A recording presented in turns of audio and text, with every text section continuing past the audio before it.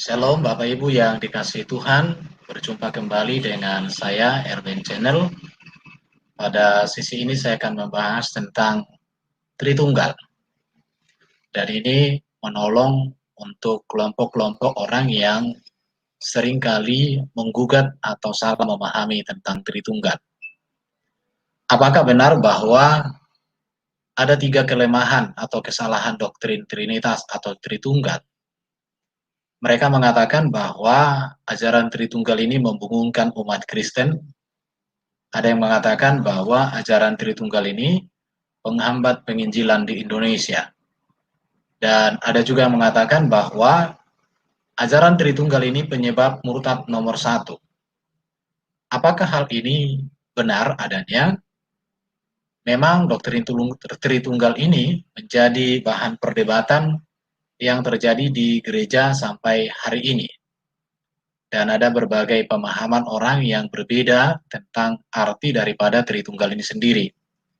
Dan pada sesi ini saya akan menjelaskan mana ada waktunya untuk bisa diskusi. Silakan join nanti setelah materi ini saya sampaikan.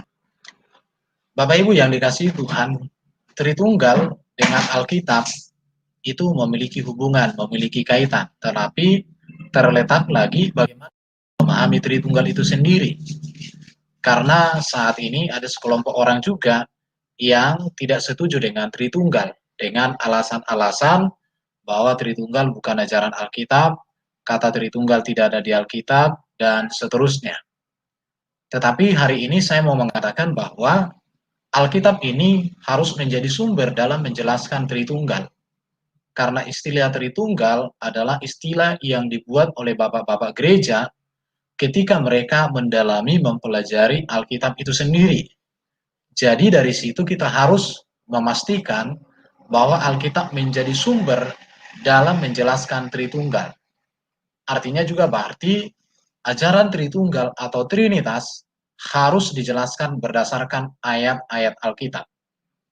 Kalau ajaran Tritunggal ini tidak dijelaskan berdasarkan ayat-ayat Alkitab, masuk kepada ranah logika, pemikiran manusia dan konsep-konsep berpikir, maka akan terus-menerus melahirkan sebuah perdebatan yang tak henti dan tak berhenti. Ajaran Tritunggal yang menjadikan pertentangan antara ayat dengan ayat di dalam Alkitab.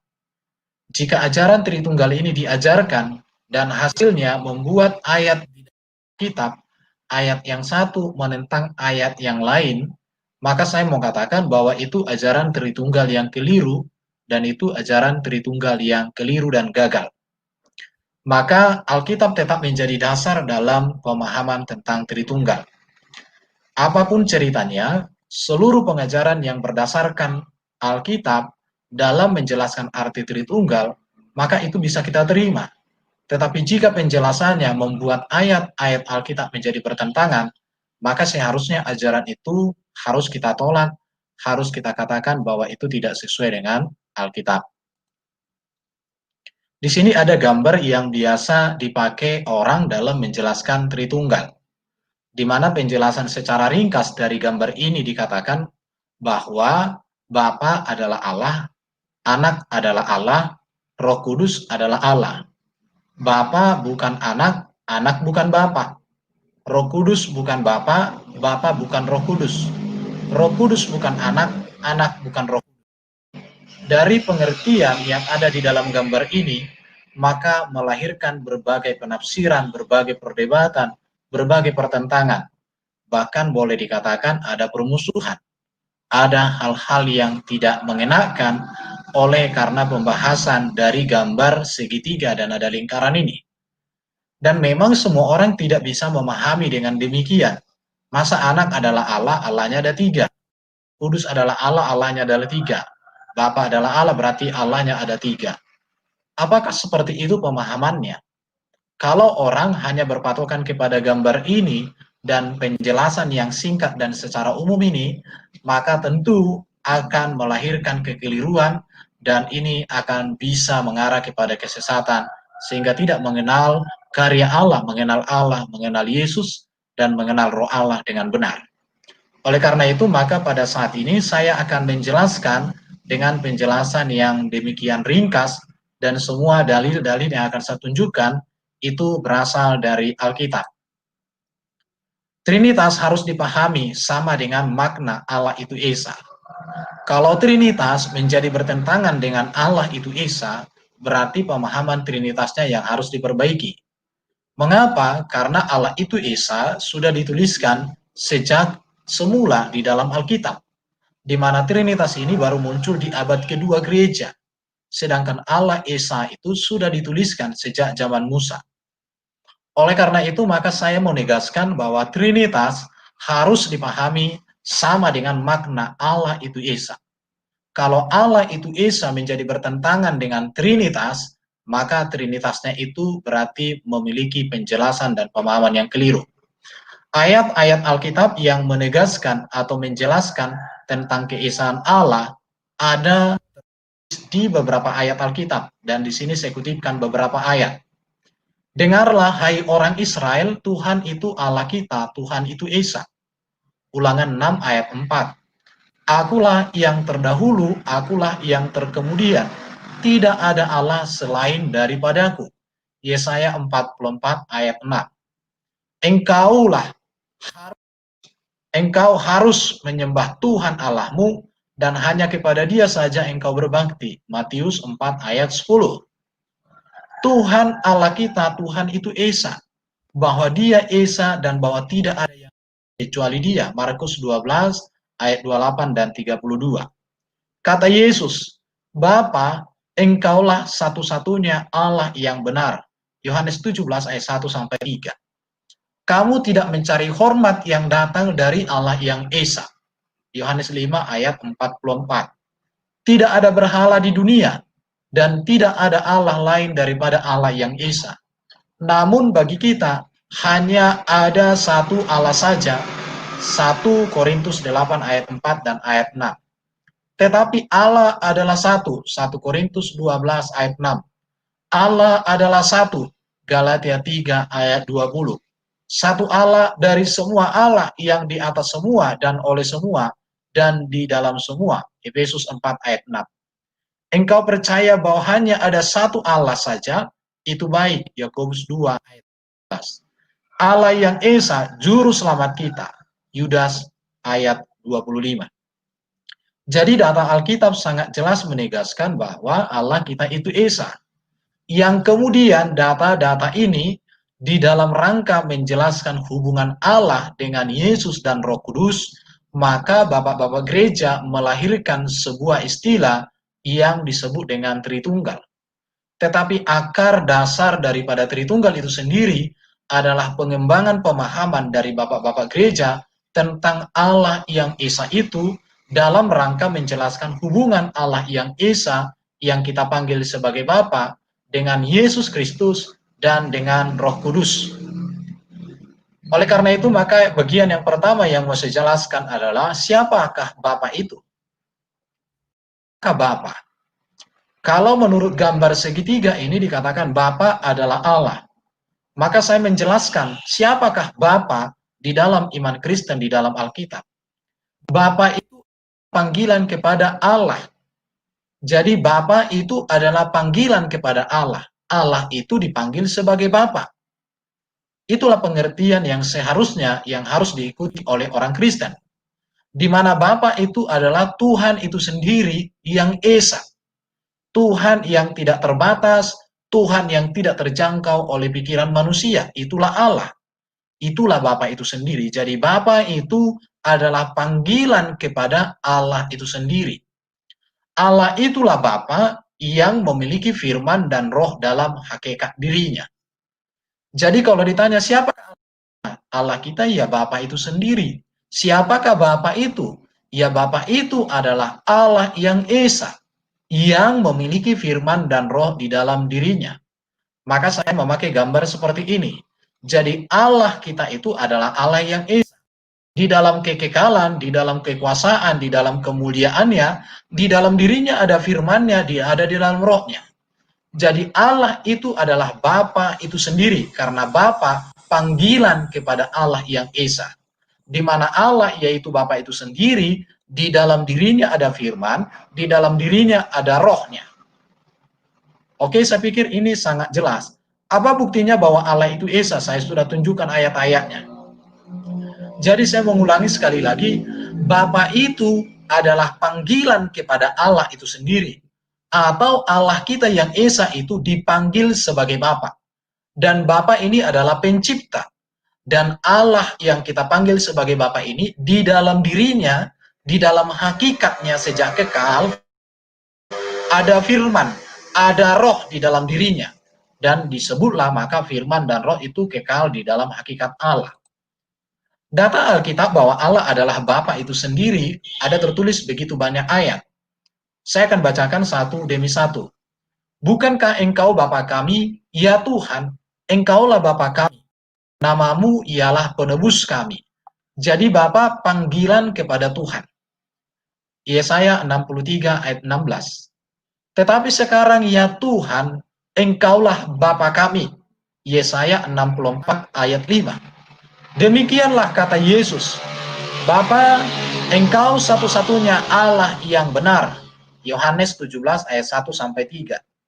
Namun bagi kita hanya ada Allah, satu Allah saja, yaitu Bapa. 1 Korintus 8 ayat 6. Ia, Yesus Kristus mengatakan bahwa Allah adalah Bapanya sendiri. Yohanes 5 ayat 18. Bapa kami satu, yaitu Allah. Jikalau Allah adalah Bapamu. Yohanes 8 ayat 41 sampai dengan 42. Aku akan pergi ke rumah Bapakku dan Bapamu, kepada Allahku dan Allahmu. Yohanes 20 ayat 17. Tidak ada Allah yang lain daripada Allah yang Esa. Bagi kita hanya ada satu Allah saja, yaitu Bapa. 1 Korintus 8, 4 dan 6. Damai sejahtera dari Allah Bapa, kehendak Allah dan Bapa kita. Galatia 1 ayat 2 dan ayat 4. Terpujilah Allah dan Bapanya Tuhan Yesus Kristus. Efesus 1 ayat 3. Allahnya Tuhan kita Yesus Kristus, yaitu Bapa yang mulia. Efesus 1 ayat 17. Satu Allah dan Bapa dari semua. Efesus 4 ayat 6. Rencana Allah bagi kita. 1 Petrus 1 ayat 2. Tuhan Bapa kita. Yakobus 3 ayat 4. Yang dikasihi dalam Allah Bapa. Yudas 1. Jadi saya mau tegaskan dari data-data Alkitab di sini bahwa Allah itu dipanggil adalah sebagai Bapa. Jadi Bapa itu berarti sama dengan Allah itu sendiri. Allah itu dipanggil sebagai Bapa dan Bapa itu sendirilah Allah. Jadi siapakah Allah kita? Ya Allah yang Esa, Allah pencipta. Allah yang kekal memiliki firman dan roh sejak kekal di dalam hakikat dirinya. Itulah Allah kita. Bukan Allah yang mati, bukan Allah satu, Allah dua, Allah tiga, tidak. Seperti itu penjelasan yang bisa saya jelaskan. Yang berikut siapakah anak? Kalau di dalam gambar ini yang biasa kita lihat, pemahaman orang tentang anak adalah dikatakan anak adalah Allah. Tetapi saya mau menjelaskan seharusnya adalah anak Allah adalah sebutan kepada Yesus. Yesus disebut sebagai anak Allah karena Yesus sendiri adalah firman Allah yang menjadi manusia. Firman Allah yang keluar dari Allah menjadi manusia melalui rahim perawan Maria. Jadi anak Allah adalah sebutan kepada firman yang menjadi manusia. Jadi firman itulah yang menjadi manusia dan manusia itu disebut namanya Yesus dengan gelar anak Allah. Jadi anak itu adalah firman, dafar atau logos Allah yang diartikan sebagai pikiran, daya kreatif, ilmu, dan perkataan Tuhan atau perkataan Bapa sendiri. Sebagaimana dikatakan Yohanes pasal 1 ayat 1 sampai 3 dan ayat 14. Yohanes pasal 1 ayat 1 sampai 3, pada mulanya adalah firman. Firman itu bersama-sama dengan Allah dan firman itu adalah Allah. Dalam terjemahan lain bisa diartikan, di dalam sang permulaan ada firman, dan firman itu tinggal tetap, terus-menerus ada di dalam diri daripada Allah. Karena itu, maka firman itu teruslah tetap berada di dalam diri Allah. Yohanes pasal 1 ayat 1 sampai 3. Dan di dalam ayat 14, firman itu telah menjadi manusia dan diam di antara kita, dan kita lihat kemuliaannya. Jadi siapakah anak? Anak adalah panggilan atau sebutan kepada sang firman atau kepada firman Allah yang hadir di tengah-tengah dunia untuk menjadi juru selamat yang menebus dan membebaskan kita. Jadi anak adalah firman Allah yang menjadi manusia. Ini seharusnya yang harus kita jelaskan. Tapi kalau memang kita mengatakan siapakah anak, anak adalah Allah, maka di sini ada keterputusan atau kekurangan data. Datanya melompat. Melompat artinya ayat 14 seringkali dilupakan. Dalam Yohanes pasal 1 ayat 14. Jadi saya mau katakan siapakah anak? Anak itu adalah firman. Firman itu siapa? Firman itu adalah dafar, logos, pikiran, daya kreatif, ilmu perkataan daripada Allah atau Bapa atau Tuhan itu sendiri. Dan firman itu menjadi manusia. Itu. Data Alkitab tentang firman atau tentang anak Allah. Dikatakan pada mulanya Allah.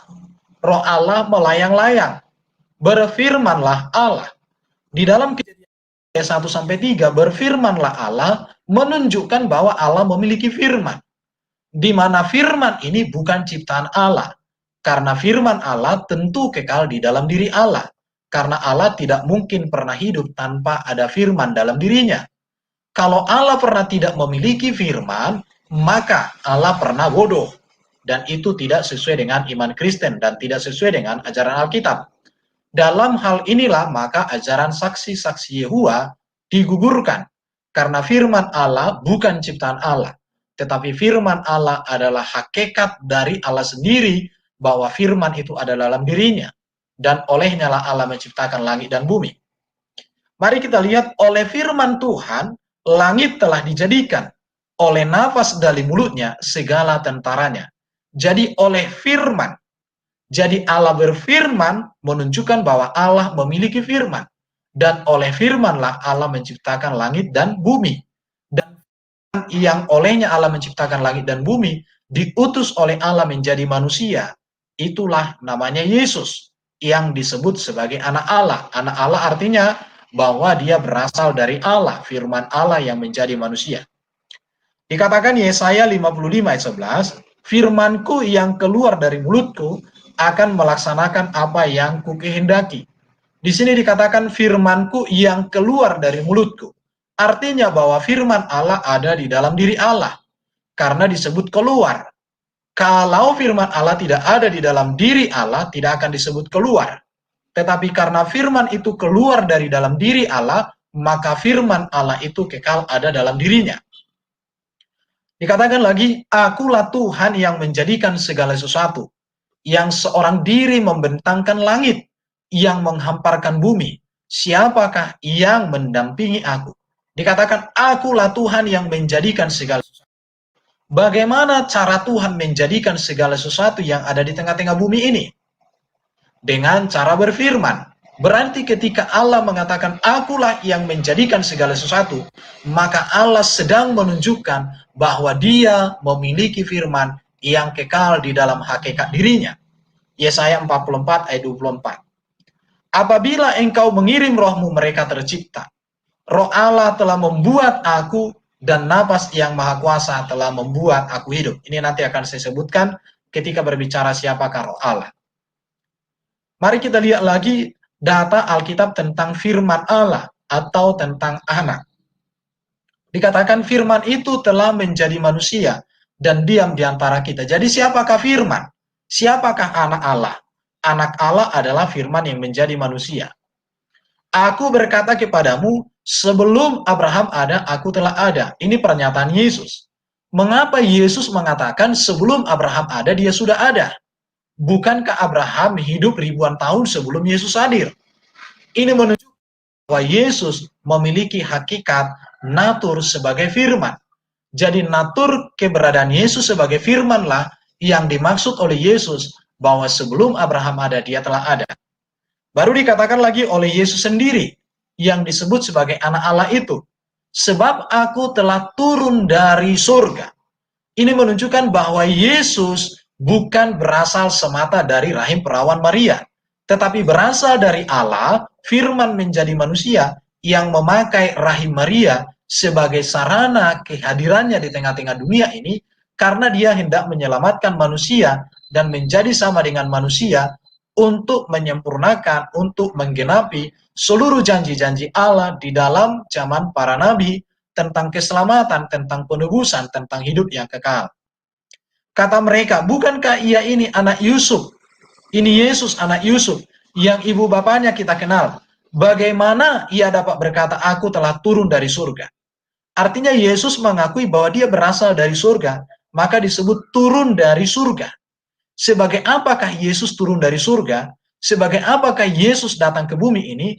Dia adalah firman Allah yang kekal dalam diri Allah, diturunkan oleh Allah menjadi manusia yang bernama Yesus, yaitu firman yang disebut sebagai anak Allah. Dia yang telah turun dari surga, yaitu anak manusia. Bapa, telah tiba saatnya, permuliakanlah anakmu. Oleh sebab itu ya Bapa, permuliakanlah aku padamu sendiri dengan kemuliaan yang kumiliki di hadiratmu sebelum dunia ada. Jadi Yesus sudah memiliki kemuliaan sebelum dunia ada. Berarti sebagai apakah Yesus sebelum dunia ada? Maka kalau kita berbicara tentang keberadaan Yesus, maka kita berbicara sebelum menjadi manusia, saat jadi manusia, dan setelah meninggalkan kemanusiaan di bumi dan naik ke surga. Dan nanti di hari zaman dia akan datang sebagai hakim yang adil. Fase tentang keberadaan Yesus ini tentang sebelum manusia, setelah jadi manusia, dan ketika dia sudah kembali kepada kehendak Allah Bapa naik ke surga. Ini sesuatu hal yang harus dipahami pada konteksnya. Yohanes 17 ayat 1 dan 5. Ya Bapa, engkau telah mengasihi aku sebelum dunia dijadikan. Apa artinya? Ini menunjukkan sebelum dunia dijadikan, Yesus sudah ada di dalam diri Allah. Sebagai apa? Sebagai firman. Berarti Bapa Allah itu mengasihi firman-Nya di dalam kekekalan. Maka dikatakan oleh Yesus, ya Bapa, engkau telah mengasihi aku sebelum dunia dijadikan. Karena Yesus memiliki hakikat natur sebagai firman Allah. Jika Allah adalah Bapamu, kamu akan mengasihi aku, sebab aku keluar dan datang dari Allah. Jadi dari penjelasan ayat-ayat ini, maka kita bisa mendapatkan satu kesimpulan. Siapakah anak Allah? Anak Allah adalah firman Allah yang menjadi manusia. Firman Allah yang keluar dari Allah dan diutus Allah untuk menyertai, untuk hidup di tengah-tengah dunia, menjadi jalan keselamatan yang menghapuskan dosa dan menuntut pada kebenaran, mengajarkan kepada kita etika hidup dan semua hal yang baik. Sekarang kita masuk kepada siapakah Roh Kudus. Roh Kudus adalah Allah. Menurut gambar segitiga ini, banyak orang mengatakan bahwa Roh Kudus adalah Allah. Tetapi saya mau menjelaskan seharusnya adalah bahwa Roh Kudus adalah roh Allah sendiri. Roh Allah yang kekal ada di dalam diri Allah. Roh Allah ini adalah prinsip hidup Allah dan menjadi sumber kehidupan bagi segala makhluk. Maka saya katakan begini, jadi siapakah Roh Kudus? Roh Kudus itu ya rohnya Allah. Allah Maha Kuasa. Karena Allah Maha Kuasa, maka rohnya juga Maha Kuasa. Dan roh Allah inilah yang menjadi prinsip hidup Allah dan menjadi sumber kehidupan bagi segala makhluk. Jadi roh Allah yang memberikan kehidupan bagi kita. Jadi Roh Kudus itu dalam bahasa Ibrani-nya ruah. Dapat diartikan sebagai nafas, jiwa, kekuatan, atau hayatnya Tuhan. Kejadian pasal 1 ayat 1 sampai dengan ayat 2. Jadi siapakah Roh Kudus? Ya Roh Kudus itu roh Allah yang kekal ada di dalam diri Allah. Roh Kudus itu adalah prinsip hidup Allah. Roh Kudus itu adalah sumber kehidupan bagi segala makhluk. Dan secara khusus, roh Allah ini diberikan tinggal di dalam kehidupan orang yang percaya kepada Yesus. Secara khusus, hewan tidak memiliki roh Allah, tetapi mereka hidup. Sumbernya berasal dari roh Allah, tetapi mereka tidak memiliki roh Allah. Tetapi manusia, rohnya sendiri tinggal dalam hidup kita. Diberikan Allah. Maka disebut roh itu keluar dari Allah. Jadi siapakah Roh Kudus? Roh Kudus adalah roh Allah yang kekal ada dalam diri Allah. Roh Allah adalah prinsip hidup Allah yang menjadi sumber kehidupan bagi segala makhluk. Roh Allah adalah nafas, jiwa, kekuatan, hayat Tuhan yang ada dalam hadiratnya, di dalam dirinya. Itu yang bisa saya jelaskan. Mari kita lihat data Alkitab tentang Roh Kudus. Dikatakan roh kebenaran yang keluar dari Bapa. Mengapa dikatakan roh kebenaran keluar dari Bapa? Karena memang Roh Kudus itu adalah roh Allah yang ada di dalam diri Allah. Keluar dari Bapa untuk menyertai setiap orang percaya. Dikatakan lagi Roma pasal 5 ayat 5. Kasih Allah telah dicurahkan ke dalam hati kita oleh Roh Kudus. Jadi roh Allah mencurahkan kasih Allah di dalam hidup kita. Maka orang tidak akan bisa mengaku Yesus adalah Tuhan dan Juru Selamat kalau roh Allah tidak ada dalam dirinya. Mengapa? Karena roh Allah adalah prinsip hidup Allah, kuasa Allah yang ada dalam hadirat Allah, tetapi diberikan juga hidup dalam diri kita. Dan Yesus ada oleh karena roh Allah itu sendiri juga. Maka dikatakan dikandung oleh Roh Kudus. Jadi orang yang mengaku Yesus sebagai Tuhan dan Juru Selamatnya, maka di dalam dirinya ada roh. Kalau tidak, berarti tidak ada. Roh yang satu dan yang sama. Artinya roh Allah ini satu. Kenapa satu? Karena Allah itu satu. Karena Allah itu Esa, rohnya Esa. Tidak mungkin Allah satu, rohnya banyak.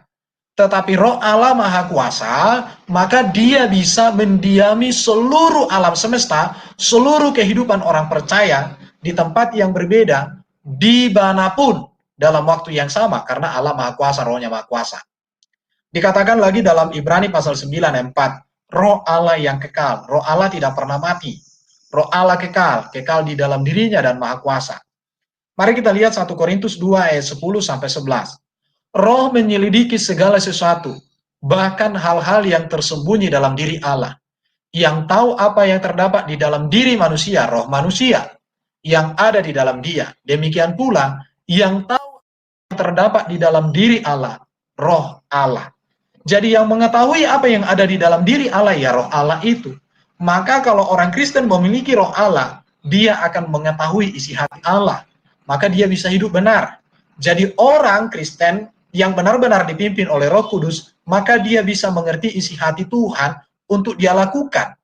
Di situ, jadi hidup jauh dari Tuhan, karena memang dia tidak memiliki roh Allah, tidak mengerti isi hati Tuhan, tidak mengerti kebenaran Tuhan. Di situ. Jadi data Alkitab tentang Roh Kudus itu sangat jelas. Roh Kudus itu adalah roh Allah yang kekal di dalam diri Allah. Dan itu keluar dari diri Allah. Sangat jelas sekali. Oleh karena itu, maka kita masuk kepada materi berikutnya. Apa hubungan Bapa dengan anak? Di dalam gambar segitiga ini, seringkali disebutkan bahwa anak bukan Bapa, Bapa bukan anak. Tetapi saya mau mengartikan seperti ini. Anak Allah adalah sebutan kepada firman Allah yang menjadi manusia. Bapa adalah Allah yang menurunkan firman-Nya menjadi manusia. Itulah Yesus. Allah adalah Allah yang Esa, yang kekal, yang kita panggil sebagai Bapa. Di dalam dirinya ada firman, di dalam dirinya ada roh, di mana Allah hakikatnya Maha Kuasa bersama firman dan rohnya. Siapakah anak Allah itu? Siapakah Yesus? Yesus yang disebut sebagai anak Allah adalah firman yang telah menjadi manusia. Bapa adalah Allah yang menurunkan firman-Nya menjadi manusia, itulah Yesus Kristus. Jadi sangat jelas. Jadi siapakah Yesus? Yesus firman Allah. Inilah hubungannya. Maka Yesus mengatakan, Bapa, permuliakanlah aku dengan kemuliaan yang kumiliki di hadirat-Mu. Aku datang dan keluar dari Bapa dan kembali kepada Bapa. Jadi sangat jelas bahwa Yesus adalah anak Allah, sebutan kepada Sang Firman yang telah menjadi manusia. Apa hubungan Roh Kudus dengan anak? Di dalam gambar segitiga yang biasa kita dengarkan ini, orang memahami bahwa anak bukan Roh Kudus bukan anak. Tetapi saya mau menjelaskan seperti ini. Anak adalah firman yang menjadi manusia. Dan roh adalah Roh Kudus, sama-sama kekal ada di dalam hakikat Allah. Jadi apa hubungan Roh Kudus dengan anak, dengan firman? Ya firman itu dan roh itu sama-sama kekal ada di dalam hadirat Allah. Karena firman itu firmannya Allah, roh itu rohnya Allah. Jadi firman dan roh adalah hakikat yang ada di dalam diri Allah, atau firman dan roh itu adalah firman dan roh Allah sendiri yang kekal ada di dalam diri Allah sendiri. Dan firman ini menjadi manusia. Jadi karena itu maka saya katakan anak, yaitu firman yang menjadi manusia, dan roh kudus sama-sama kekal ada dalam hakikat Allah. Sama-sama berasal dari Allah. Atau sama-sama telah diutus Allah untuk menyelamatkan, untuk menyertai, untuk menginsafkan, untuk menuntun, untuk menghibur, untuk memberkati manusia sekarang sampai selama-lamanya. Jadi kalau dikatakan anak bukan Roh Kudus bukan anak, ini melahirkan kebingungan sendiri. Maka karena itu saya mau menjelaskan bahwa Roh Kudus dan anak adalah, anak itu sendiri firman menjadi manusia, dan roh itu adalah roh Allah itu sendiri. Di mana itu berasal dari Allah, maka disebutkan tadi firman itu keluar dari Allah. Roh itu keluar dari Allah. Jadi Allah yang adalah itu Bapa kita panggil, firman-Nya dan rohnya kekal dalam dirinya. Jadi firman dan roh itu adalah hakikat yang ada dalam diri Allah itu sendiri. Di situ. Sekarang apa hubungan Roh Kudus dengan Bapa? Banyak orang memahami bahwa Roh Kudus bukan Bapa dan Bapa bukan Roh Kudus. Tetapi saya mau menjelaskan seperti ini. Seharusnya adalah Roh Kudus adalah roh Allah yang kekal ada dalam diri Allah. Roh Allah ini adalah prinsip hidup Allah dan menjadi sumber kehidupan bagi segala makhluk. Roh Kudus diutus Allah, maka disebut keluar dari Allah untuk menyertai, untuk mendiami, untuk menuntun kehidupan manusia. Jadi apa hubungan Roh Kudus dengan Allah? Ya, Roh Kudus itu rohnya Allah itu sendiri. Memang kalau kita pakai pribadi pertama, pribadi kedua, bingung. Tetapi sekarang saya mau menjelaskan dengan lebih praktis.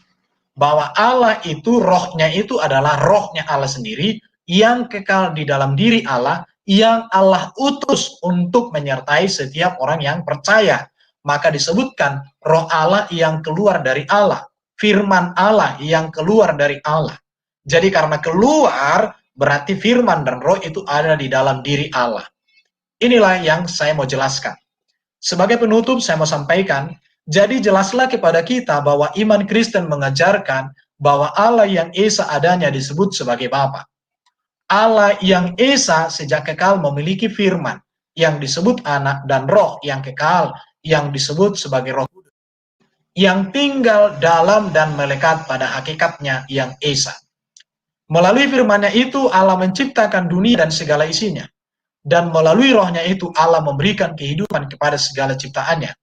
Dengan demikian Allah bukanlah yang ketiga dari yang tiga, namun yang pertama dalam dirinya yang Esa. Demikian pula Allah bukan tiga Tuhan, tetapi Allah itu adalah Allah yang Esa. Dan untuk tujuan keselamatan dan pewahyuan firman Allah, maka firman itu diturunkan ke dalam dunia mengenakan jasad daging manusia yang diberi nama Yesus Kristus dan disebut sebagai anak Allah. Maria bukan dianggap sebagai ilahi, namun hanya sebagai sang pembawa sabda yang harus mendapat penghormatan. Jadi dalam iman Kristen, tidak ada ilah lain daripada Allah yang Esa. 1 Korintus 8 ayat 6. Jadi Tritunggal, kalau kita pahami dalam makna Allah itu Esa, Allah yang kekal kita panggil sebagai Bapa, memiliki firman, memiliki roh dalam hakikat dirinya, maka ajaran Tritunggal seperti itu dapat diterima. Tetapi jika bertentangan dengan Allah yang Esa, maka ajaran Tritunggal itu tentu tidak dapat diterima. Itulah yang bisa saya jelaskan kepada kita semua pada siang hari ini. Jadi, orang yang mengatakan bahwa 3 kelemahan atau kesalahan Trinitas membingungkan umat, menghambat penginjilan di Indonesia, menyebabkan murtad nomor 1. Mengapa terjadi? Karena penjelasan tentang Tritunggal lari daripada keesaan Allah.